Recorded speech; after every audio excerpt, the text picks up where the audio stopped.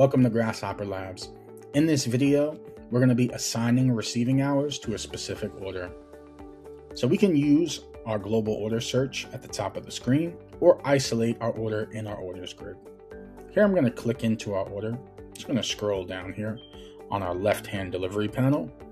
And then under schedule date, we're going to see receiving hours.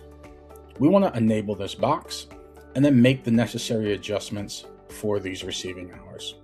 The next thing we'll confirm is if these times are required or requested and who we confirm that with.